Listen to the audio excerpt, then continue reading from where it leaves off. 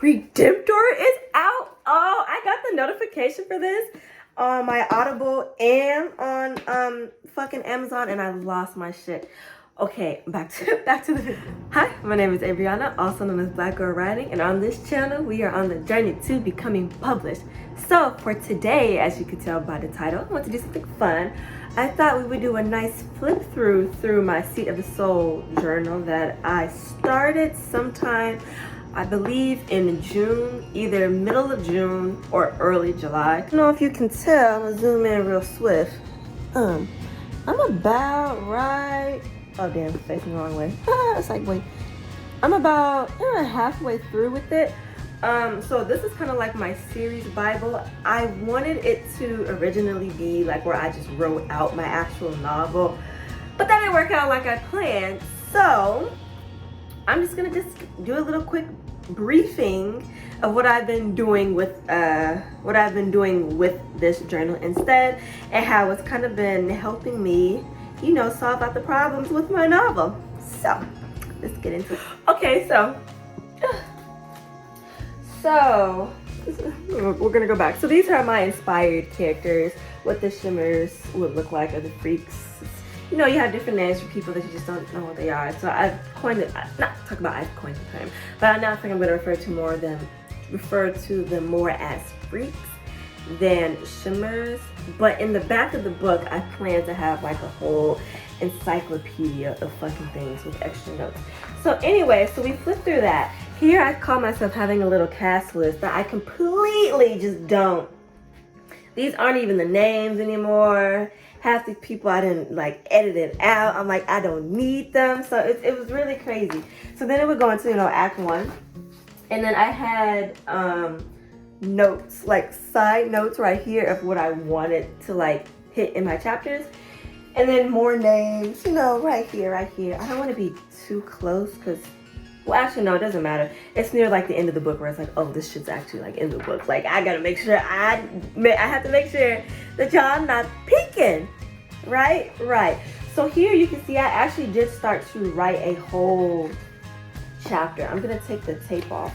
Can I do that? No, I can't. I can't do that. But anyway, here to here, if you can see all this written words. I had the tape because I didn't want to get confused.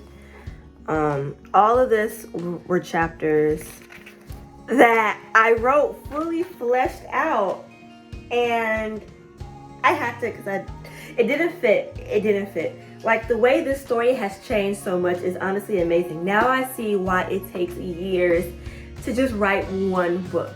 Like, I finally understand why it takes authors so long to come up with a book. I'm like, God damn, I never knew it. I just never noticed.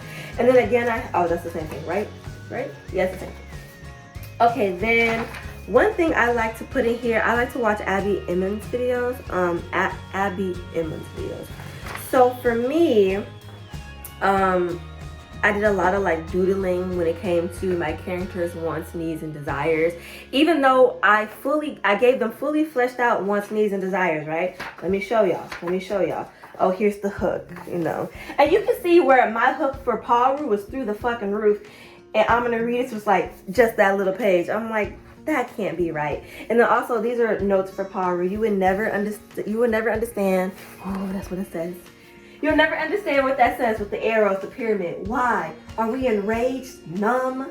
Connection between the two? Like, the way I write is kind of in fucking pictures. And then when I look back at this, I'm like, what the hell did I even put? But, yeah. And then I have some more notes. Didn't put anything on this one. It's just, how will they meet? For the longest, I did not know how these two hoes would meet. I was like, well, I don't want to,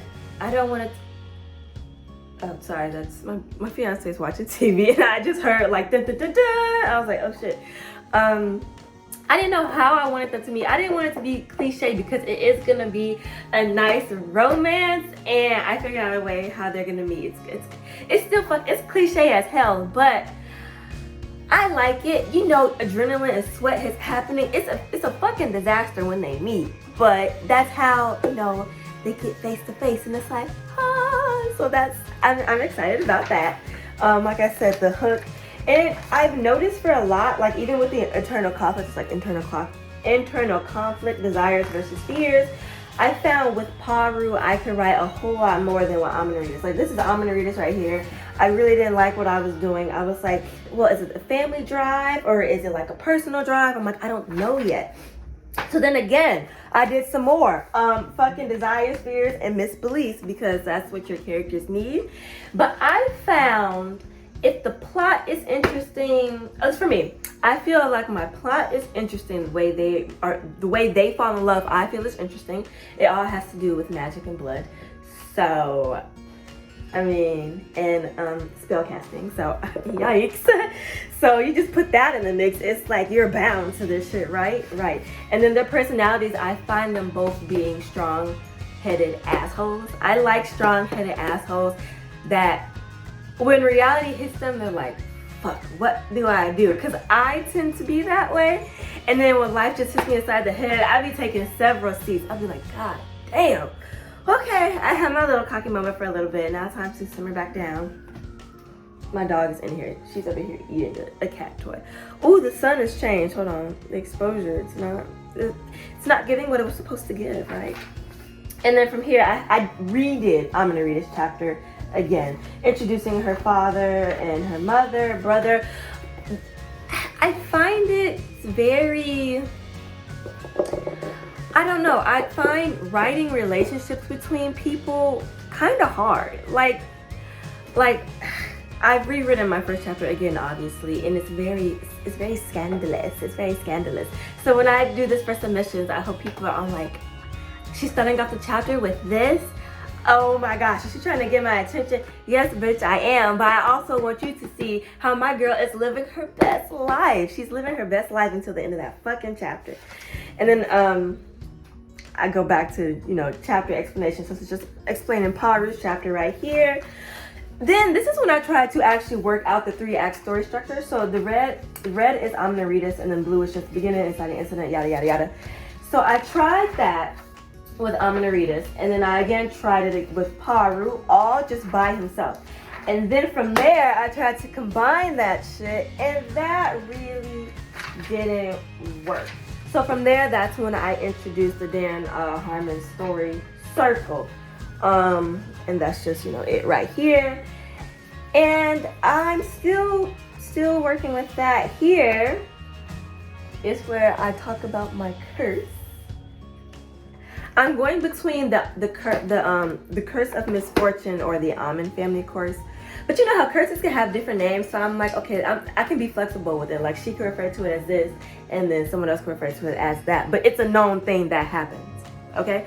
But that's also going to be in the back of my book, kind of like an encyclopedia. I had one person who commented on my last video. I was talking about how making lore was hard as shit, and she was like, I like the idea of making lore because at the end of her books, when she's done, she wants to make like an encyclopedia of like all the stuff to explain everything. And I was like, well, that bitch is a fucking genius. Oh my gosh, that's a genius right there. Like I thought, I know I want to do like a family picture.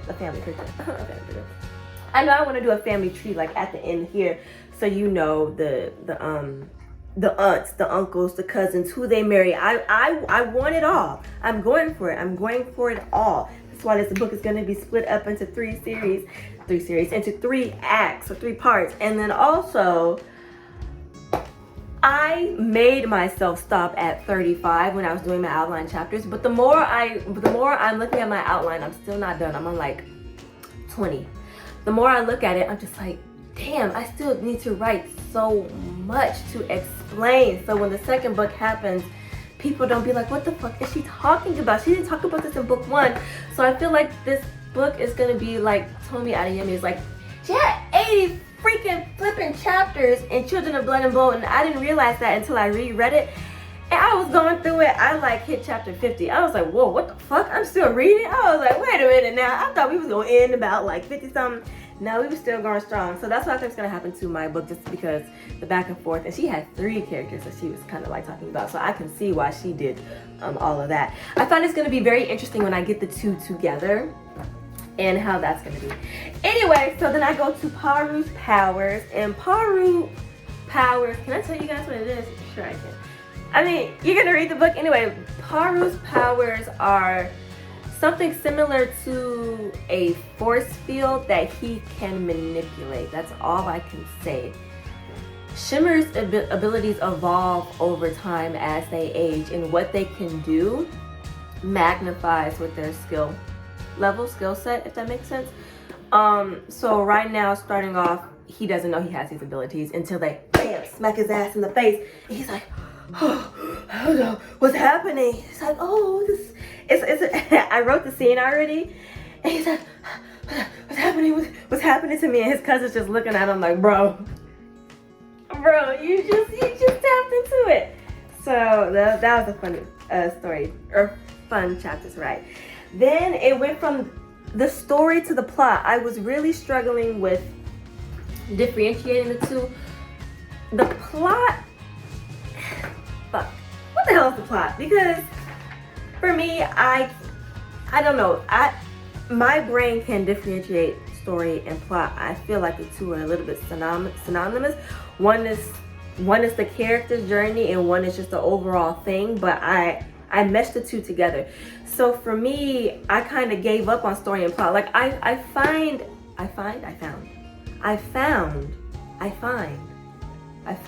Fuck, which one is it? I have discovered that when it comes to the technical terms of like the story building aspect, I'm kind of not a free-for-all in a sense, but I'm definitely like, I'm just gonna work what goes for me. I'm not gonna try to follow anything by the books, how a story would be told. Like everybody knows how a story, it has a beginning, middle, and end. Shit happens, it's either resolved or it's not, and you have to just continue on. So I have that mindset with myself because I feel like I was trying to stick with things going up a linear line, and my brain just can't process that. So I'm getting there, but I'm doing it my way. So yeah, story and plot it was really fucking good. The love triangle I have. It's right there. I'm gonna have to block that out. If you guys like zoom in, you might be able to see it. So hopefully not. But I have a little love triangle. I thought I wanted a love triangle, but the more I wrote it out, I was like, man. Then on this note, what's this page? Okay, some of my pages just say notes. This says, what are their lives like before? I don't know. I gotta make it up. And also, I've also noticed, do not write in a book like this with fucking Sharpie because it just bleeds through. Then on this side, it just explains more of the curse, the gods. I'm debating if I want to have a goddess system. The Amun family is based off of Amun, but also I feel, since I'm using the term pharaohs, god and goddesses, whoa, I don't know what the hell happened. You know, I've been inspired by ancient Egypt, so I don't think I have to be as technical. I feel like I can come up with my own god and goddesses. What up? Oh yeah, the dog's in here. Sorry, babe. Sorry. She's like, what the fuck is the dog doing in here? Yeah, I know. Anyway, I feel the reader will be able to understand that I am inspired by ancient Egypt, and that these are just my terms, my religious holidays, my all of everything, because it's my book and I am God, and in my book I can do what I want. And then from here again, I have the risk for both. The risk for Amaniretus was layered. The risk for Paru, not so much. So then I had to work on that. I felt like if it wasn't even, I'm just like, ugh. I didn't like it if the checks and balances for both characters was not the same, and I had to work on that. Here we have her aunt, Amenta Cahill. I just wanted a picture of her because I just thought she was beautiful. Then we went into Act 2, right? So this is an important note that I know that you'll find out when you're reading it. I think the important note is low-key halfway through. It's what Amaniretus thinks she has to do, that she does, that's wrong. And she's like, fuck! I'm putting good people through shitty situations, and we're literally watching them get their way out. I find it's a lot of not family lineage, but generational things that from one from the family down, if that makes any sense. Very interesting, and I'm doing more research on that because I think that's kind of where I kind of want to dive my book towards. So yeah, so then anyway, I took the Dan Brown writing class, and then master class, duh. And then I wrote some stuff with the high stakes for both Paru and Amanitas, and they're pretty fucking, they're life changing regardless. It's just like when so much has happened and it keeps stacking up, it's like, do you just like, I give up, or do you keep continuing to fight? Because I can tell you what Abriana would have done. Abriana is low-key Amanitas in this. I ain't even gonna stunt. Like, I'd be like, well, what the fuck would I do? And low-key, writing this book has kind of been therapeutic in a sense, and it's really weird. I was watching a video with J.K. Rowling, and it's in here. Hold on. So this one, I'm just going back to the basics, some notes with my contract crucible and my clock crucible and contract, because I had to change it up a little bit. I'm going back to J.K. Rowling. I just gotta get there. Then how the book starts. Like I told you, I wanted to start it off day 1, day 2, day 3. And it kind of didn't end like that. More notes that I thought were cool, but then were shit, so I scratched them out. More notes that I thought were cool, but were shit, so I scratched them out. Then the why the shit is happening. And then here we go to the family tree. I was reworking the almond family tree here. I did a writing sprint, so I just wrote down my results.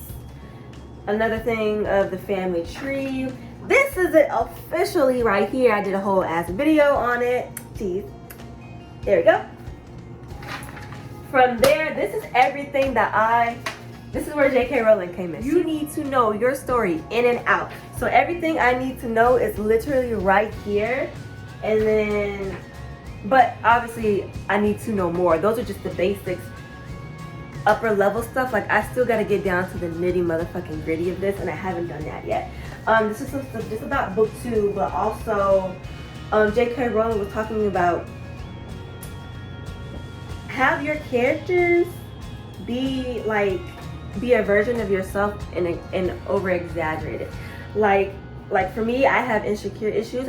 I got one of my characters being an over exaggeration of confidence for myself, and then I have one character being an over exaggeration of just my insecurities in a negative way. And I thought, I'm like, fuck, people want to read about real people, and not everybody is perfect. Well, no one's perfect. I think the flawed, the better. And when you're cocky and hard-headed, like I have both of my characters, it's just a recipe for greatness. She was talking about know your red herrings and flesh them out.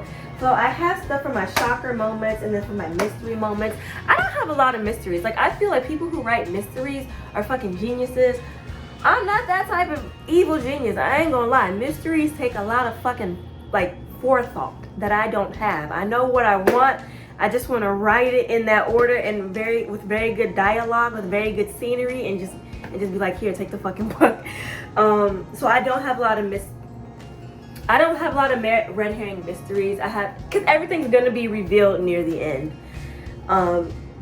My characters are gonna pick up on it a little bit on the way, but I think at the end it's gonna be like a smack dab, like, oh, this is why and this is why, type of thing. So not a lot of red herrings for me. And then the last thing I've done what will happen if we don't succeed and finish. And yeah, that is it. I still have half of this to finish. And then again, I said how I have a timeline, extra notes and all that stuff. So that is what is in my series Bible thus far. Please comment, rate, and subscribe. I'll be back with another video real soon.